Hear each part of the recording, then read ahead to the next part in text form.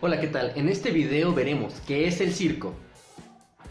Un circo es una compañía de artistas que organiza diversos espectáculos de entretenimiento que pueden incluir payasos, acróbatas, animales entrenados, actos de trapecio, músicos, bailarines, hoopers, caminantes de cuerda floja, malabaristas, magos, uniciclistas, así como la manipulación de otros objetos y otros trucos que son orientados para el entretenimiento. El término circo también describe la evolución que ha seguido este arte a lo largo de sus 250 años en la historia moderna.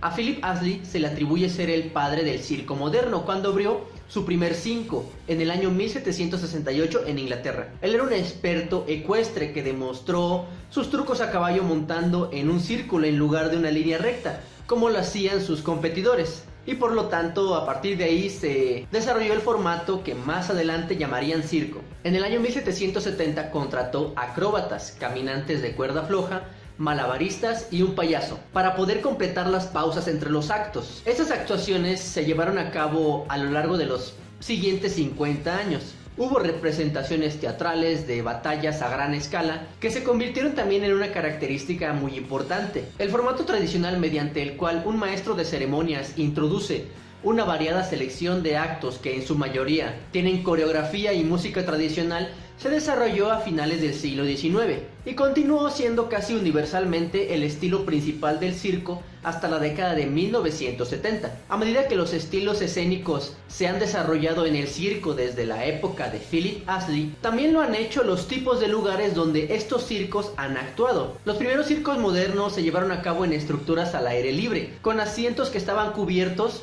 que eran muy limitados, los demás estaban a la intemperie. Desde finales del siglo XVIII hasta finales del siglo XIX, los edificios circenses hechos a menudo de madera, se construyeron con varios tipos de asientos, un anillo central o pista central y a veces incluso escenarios o proscenios. Las grandes carpas tradicionales comúnmente conocidas como big tops se introdujeron a mediados del siglo XIX, cuando los circos viajeros sustituyeron a los circos estáticos. Estas carpas eventualmente se convirtieron en el lugar más común para presentar los espectáculos de circo y permanecen así hasta el día de hoy. Los circos contemporáneos se presentan en una variedad de lugares que incluyen carpas, teatros y casinos. Muchos espectáculos de circo aún se llevan a cabo en la pista, generalmente de 13 metros de diámetro. Dicha dimensión fue adoptada por Philip Astley a finales del siglo XVIII como un diámetro mínimo que permitía a un acróbata ecuestre ponerse de pie sobre un caballo en galope para poder realizar sus ejercicios. También es la medida en la cual